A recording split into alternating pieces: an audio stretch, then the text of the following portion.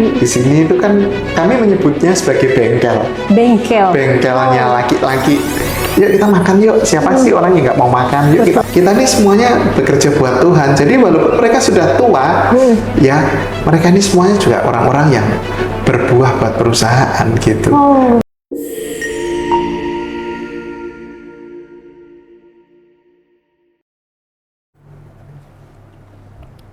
Salam sahabat podcast curhat bersama New Life.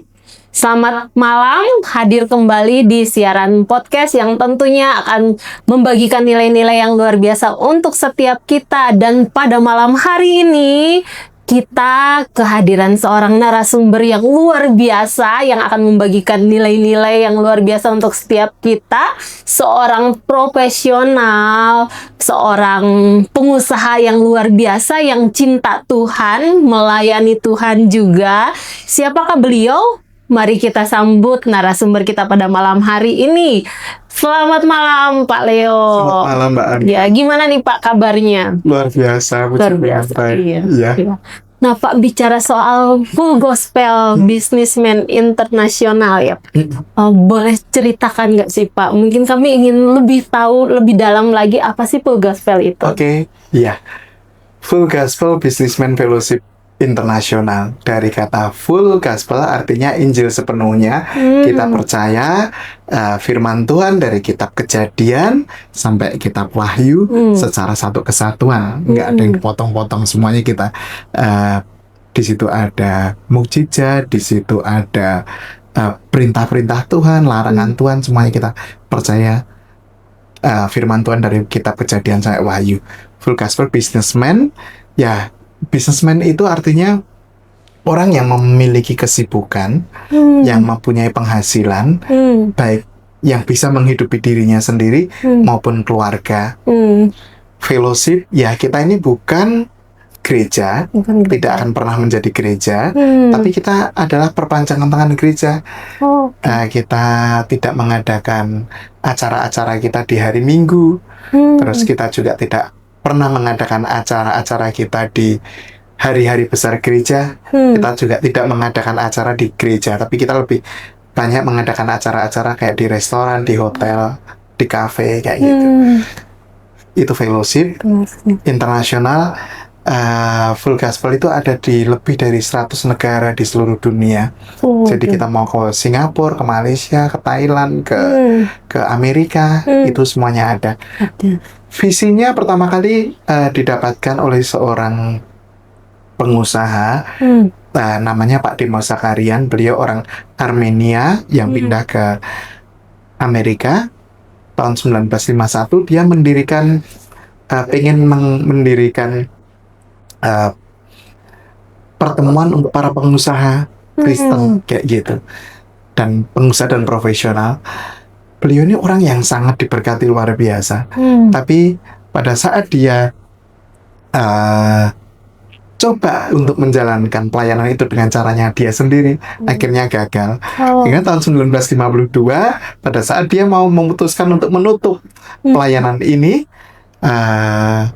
Tuhan kasih visi, yaitu dia melihat begitu banyak orang yang terikat, orang-orang yang terbelenggu, yang sudah tidak ada pengharapan.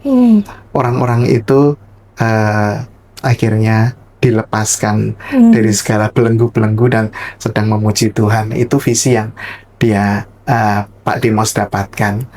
Misinya Full Gospel yaitu yang pertama adalah menjangkau orang-orang di luar yang terlebih yang tidak orang sebenarnya sih lebih ke orang-orang Kristen tapi yang sudah mungkin tidak pergi ke gereja, itu yang kita jangkau kembali. Terus setelah di situ kita misi yang kedua diperlengkapi. Di sini kita belajar begitu banyak tentang nilai-nilai kekristenan, bahkan diajari juga tentang bisnis segala macam. Dan setelah kita diperlengkapi, akhirnya kita diutus. Itu luar biasa. Kurang lebih visi dan misi dari Full Gospel.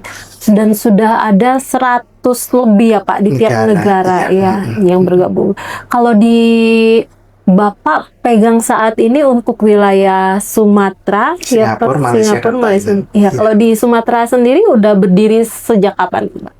Di Indonesia kurang lebih sekitar tahun 1976 ya. 1976. Oke. Jadi kalau masuk ke Batam kayaknya sekitar tahun 91-an ya. Sekitar itu. 91. Oke. Dan apa yang dari semenjak Bapak bergabung, ada nggak sih Pak pengalaman yang paling berkesan sampai Bapak bilang, oh kayaknya ini komunitas yang luar biasa sekali? Banyak sih, karena di situ ya tadi yang saya sampaikan, di sini itu kan kami menyebutnya sebagai bengkel. Bengkelnya laki-laki gitu, karena di situ waduh lumayan banyak orang-orang yang gagal, yang perlu dibengkeli, yang perlu di reparasi, di restore ulang, baik yang punya pengalaman persoalan di banyak hal ya, mulai dari bisnisnya, mulai dari keluarganya. Di sini kami belajar banyak hal. Pada saat kita melihat orang bisa dipulihkan, kita yakin dan percaya orang lain bisa dipulihkan, kita pun bisa dipulihkan. Akhirnya ya itu kayak semacam menular dan kita semuanya belajar satu sama lainnya. Oh, jadi seperti bengkel Bapak bilang ya, di mana tempat pemulihan gitu. Tapi luar biasa Pak. Tadi saya menangkap dari awal Bapak bilang setelah komunitas ini ada, tetapi tidak mendirikan gereja ya Pak. Semua tetap di gereja masing-masing gitu ya. Jadi memang untuk membangun di gereja kah, atau apa dampak yang diharapkan bagi orang-orang di dalam ini? Iya, jadi Full Gospel ini sebenarnya bedanya dengan gereja, kita itu lebih banyak menjangkau di marketplace. Contoh nih misalnya saya seorang kontraktor, ya, saya lebih enak ngomong dengan supplier saya, ngomong dengan subkon saya, atau bahkan dengan customer saya, berbicara tentang Tuhan gitu.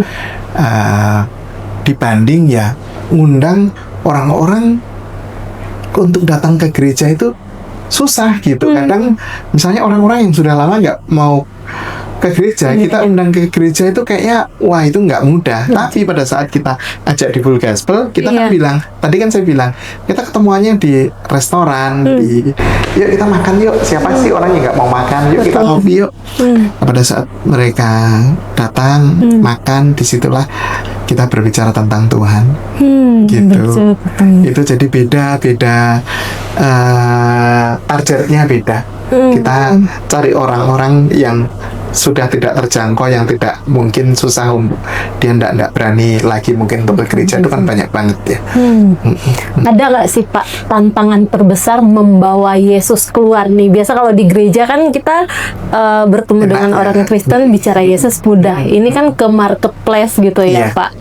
Sebenarnya sih sama, ini kita juga rata-rata kita rebut kembali gitu orang-orang yang orang-orang, kalau memang harap kami banyak ke orang-orang Kristen juga yang sudah tidak bergereja, yang sudah itu yang kita rebut kembali mereka untuk dimenangkan. Tapi kalau akhirnya ada orang lain yang jatuh cinta sama Tuhan Yesus dengan pelayanan kita, ya kita tetap layani. Ada yang bilang nih Pak, kalau misalnya dunia sekuler atau dunia pekerjaan itu kan berbeda dengan pelayanan. Nah, gimana sih Pak membawa integritas kita, iman kita sebagai orang percaya di dalam dunia kerja katanya? Nah, itu dia tadi seperti yang saya pernah sharingkan sebelumnya Pak. Memang saat ini terus terang di dalam bengkel ini kita diajarin tentang bagaimana berjalan bersama Tuhan, bagaimana berjalan dengan caranya Tuhan. Akhirnya tadi orang saat ini banyak orang yang susah untuk mendapatkan orang yang bisa dipercaya. Ya, contoh yang tadi saya ceritakan, saya dikasih perusahaan itu karena dia percaya ini banget nih, kamu cari Leo aja karena dia bisa dipercaya, kayak gitu. Ini yang kita pelajari banyak di sini. Iya, saya sering mendengar banyak orang pintar tapi orang yang dipercaya saat ini susah seperti itu ya. Kejujuran, terus ya komitmen, dedikasi, integritas, itu kita belajar Bang. Yang Bapak lihat, mungkin yang Bapak alami dari seorang entrepreneur, ada nggak sih Pak peran penting doa, firman, atau hubungan pribadi dengan Tuhan? Itu nggak bisa enggak bagi saya sih ya, karena ya tadi sebagai orang Kristen kita tahu pada saat setelah saya bertobat, saya tahu bahwa di luar Tuhan saya nggak bisa berbuat apa-apa gitu. Walaupun tadi saya cerita saya kumlot S1, saya selesai 3 tahun, tapi itu nggak menjamin keberhasilan saya gitu. Yang bisa memulihkan saya cuma Tuhan Yesus saat saya bersandar sama Dia, berjalan dengan caranya Dia. Tuhan bawa saya ke tempat yang seharusnya gitulah. Jadi selain mengandalkan Tuhan Pak, selain bisa dipercaya, ada nggak sih Pak tips dari Bapak mungkin kualitas pemimpin Kristen yang dibutuhkan saat ini nih Pak? Apa ya? Iya. Saya sih kalau saya ini berbicara dengan untuk usaha saya sendiri ya, saya bicara kapasitas untuk perusahaan, saya nggak berani untuk speak karena di luar kan punya ininya sendiri-sendiri ya, standarnya sendiri. Tapi bagi saya Tuhan kasih saya gini pengertian bahwa semua yang saat ini saya punya Tuhan gitu. Saya ini hanya sebagai pengelolanya aja. Jadi pada saat saya jadi pengelolanya Tuhan, saya harus punya hikmat, punya ya hikmat lah ya untuk bagaimana menjalankan usaha ini dengan baik. Contoh kayak di perusahaan saya ini lumayan banyak ya, mungkin ada 10% kayak kali orang-orang tua yang sudah pensiun, yang ndak di luar udah nggak bisa kerja lagi. Itu kita terima di tempat kita karena kasihan ya. Tapi ternyata pada saat mereka tahu tentang bahwa kita ini semuanya bekerja buat Tuhan. Jadi walaupun mereka sudah tua, ya mereka ini semuanya juga orang-orang yang berbuah buat perusahaan gitu. Karena ya mereka ngerti tentang harusnya aku ini tidak dipakai lagi loh. Kayak maaf, supir kami itu umurnya mungkin 67-an tahun. Waktu itu dia bilang, Pak Leo, Pak Denny umurnya sudah segini, sudah expired, mau dipakai sampai kapan? Dia ngomong gitu. Saya bilang ya sampai sekuatnya aja. Tapi dia luar biasa banget sih, saat ini sampai sekarang masih sangat kuat bawa kendaraan dan malah jadi inspirasi buat anak-anak muda gitu. Si Pak D itu. Iya. Berarti usia bukan batasan. Kadang udah 60 udah nggak cocok lagi kerja gitu, tetapi ternyata masih bisa ya Pak saat ada kesempatan seperti itu ya Pak. Nah, di dalam Full Gospel sendiri bagaimana para pemimpinnya mendorong yang anggotanya untuk tetap melayani? Kadang kalau udah sibuk kan Pak, maaf, mau doa aja kadang aduh gak ada waktu gitu ya. Tapi gimana tuh untuk menekankannya? Ini sebenarnya boleh dibilang satu hal yang satu kesatuan yang nggak terpisahkan. Artinya gini, kalau orang itu mengalami pemulihan di dalam kehidupannya, baik itu misalnya baik di gereja ataupun bahkan di Full Gospel, ya seperti yang tadi saya bilang, Tuhan kan bilang orang yang utang banyak dia akan berbuat baik lebih banyak gitu. Nah demikian juga dengan kami yang di Full Gospel, yang tadi saya bilang ini bengkel, yang dulunya nggak siapa-siapa, yang boleh dibilang dulu orang-orang gagal yang nggak diiniin, dan akhirnya nggak diperhitungkan, dan akhirnya Tuhan pulihkan. Saya yakin itu pasti sudah ada dalam diri kita, diri pribadinya kita semuanya, ya, betul. Untuk membalas kebaikan Tuhan. Betul. Nggak mungkin sudah ditolong ini kebaikan Tuhan kayak gitu.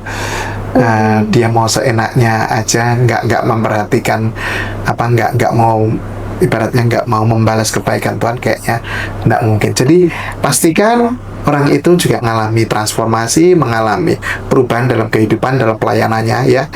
Dalam pelayanan kita di Full Gospel, kami memastikan member semuanya mendapatkan sesuatu yang terbaik dulu. Pada saat mereka akhirnya dipulihkan, mereka pasti akan lakukan yang terbaik buat Tuhan gitu. Itu kayak seperti rendah hati kita ngelihatnya para pemimpin yang luar biasa ya Pak, karena udah begitu banyak mengalami pertolongan Tuhan ya Pak. Nah, kalau misalnya pada malam hari ini Pak Leo, mungkin ada sahabat curhat yang menyaksikan seorang profesional atau bisnis mungkin ngerasa seorang diri bergumul gitu ya Pak. Apa pesan Bapak untuk sahabat curhat yang menyaksikan ini? Kan biasa ada titik-titik di mana para profesional atau pengusaha ini ngerasa seorang diri bingung untuk memutuskan sesuatunya. Ada pesan nggak yang ingin Bapak sampaikan gitu? Oke, baik. Bagi teman-teman di sana yang mungkin sedang berjuang, merasa seorang diri ya. Merasa seorang diri ya, iya. Oke, satu, tetap seperti yang saya sampaikan, mengandalkan Tuhan itu memang harus, itu nomor satu. Nomor satu. Terus cari komunitas yang baik. Kalau di Full Gospel tadi saya bilang ini bengkel, jadi kita bisa banyak belajar satu sama lain, saling mendoakan, ya, terus bahkan diajarin bisnis juga gitu. Jadi cari komunitas, harus cari komunitas, jangan sendirian. Kalau sendirian gampang dimakan, ini ya, gampang untuk jatuhkan gitu ya. Tapi pada saat kita berkumpul bersama-sama, pasti api juga tetap ada, nggak mudah padam, nggak bisa dipatahkan. Berarti ada seperti mentor gitu ya Pak? Oh iya, iya. Misalnya yang baru-baru bergabung atau mungkin yang profesional baru seperti itu, ada mentor di atas yang terus memberikan nilai, memberikan arahan tentang dunia bisnis juga, itu ada ya Pak? Ada. Dan menurut Bapak sendiri sebagai seorang presiden regional seperti itu, penting nggak sih Pak peran mentor bagi pengusaha-pengusaha baru seperti itu? Iya, memang satu, itu nggak bisa hanya satu itu ya, maksudnya satu pihak, harus kedua belah pihak. Yang pertama, mentor juga memperhatikan, tapi orang yang mau diajarin itu mau belajar gitu. Harus ada hati juga ya. Harus kesinambungan. Gitu ya. Kalau enggak, kita hanya memberi sedangkan kita nggak ngerti apa yang dia butuhkan, juga salah juga. Artinya dari pihak orang yang newbie tadi ya, orang baru yang mau bergabung, yang kita juga pengen ngerti kesulitannya apa yang bisa dibantu. Ya, artinya ada dorongan juga dari diri orang tersebut untuk mengutarakan, untuk mau belajar, itu jauh lebih baik. Tidak bisa dari satu pihak. Iya. Ada quotes nggak nih Pak yang mau Bapak sampaikan untuk para pengusaha muda yang sedang berjuang nih Pak? Tantangan selalu ada ya. Tantangan selalu ada. Persoalan akan datang silih berganti. Tetap kuat, andalkan Tuhan, cari komunitas yang baik ya, karena saya percaya apapun persoalan, seburuk apapun persoalan yang kita hadapi, saat kita bersama Tuhan, Dia sanggup untuk menolong kita. Itu aja. Luar biasa sekali. Ya, mungkin sahabat curhat yang menyaksikan di YouTube ya, atau mungkin live streaming di TikTok, termasuk saya juga terberkati dengan apa yang Bapak sampaikan. Tapi kayaknya Pak kurang lengkap kalau misalnya tanpa doa. Mungkin Bapak boleh mendoakan ya sahabat curhat yang menyaksikan di YouTube atau di live TikTok, mungkin yang sedang berjuang, sedang merintis usaha seperti itu. Boleh dibantu dengan doa nggak? Oke. Ayo kita berdoa bersama-sama. Bapa yang Maha Kasih, Bapa yang kami sembah di dalam nama Tuhan Yesus Kristus, sungguh kami bersyukur Bapa untuk setiap kebaikan dan kemurahan-Mu di dalam kehidupan kami. Bapa, kami berdoa untuk setiap pemirsa yang menyaksikan acara ini Bapa, apapun yang saat ini sedang menjadi pergumulan dalam kehidupan mereka, biar Tuhan Yesus sendiri yang tolong. Engkau sendiri yang akan memimpin mereka, Engkau sendiri yang akan memampukan mereka untuk menghadapi setiap persoalan-persoalan yang ada. Bawa anak-anak-Mu untuk lebih mengerti apa yang menjadi kehendak-Mu Bapa, karena kami tahu Bapa, bahkan di dalam kelemahan kami Bapa, kuasa-Mu menjadi sempurna. Kami berdoa kiranya melalui setiap pergumulan-pergumulan yang kami hadapi, kami boleh mengalami Engkau, kami boleh mendapatkan jawaban-jawaban bersama Engkau. Dan kami yakin selalu ada jawaban, selalu ada pertolongan pada saat kami mengandalkan Engkau. Terima kasih Bapakku di surga, di dalam nama Putra-Mu terkasih, Tuhan kami Yesus Kristus, kami telah berdoa dan mengucapkan syukur. Amin. Amin. Ya, terima kasih banyak Pak Leo. Sama-sama. Kita sudah diperkenalkan tentang full gospel, sudah diberikan nilai-nilai yang luar biasa, dan poin penting yang saya selalu ingat untuk mengandalkan Tuhan ya Pak ya. Kadang kita udah sering dengar tapi itu mungkin udah biasa, tapi ini diulang-ulang dan dengan kesaksian luar biasa sekali Pak. Terima kasih buat waktunya Pak, terima kasih buat nilai-nilainya, Tuhan berkati. Sama-sama Mbak. Iya, dan kami juga mengucapkan terima kasih banyak kepada sahabat curhat yang sudah menyaksikan siaran ini dari awal, pertengahan hingga akhirnya. Kalau sahabat curhat mungkin ada pergumulan-pergumulan mau minta didoakan, boleh hubungi kami di 0819 081 7 4 kali 1 atau langsung komen di kolom komentar di channel YouTube New Life Batam. Terima kasih sahabat curhat, saksikan terus podcast curhat bersama New Life setiap hari Kamis jam 7 malam hanya di channel YouTube New Life Batam. New Life.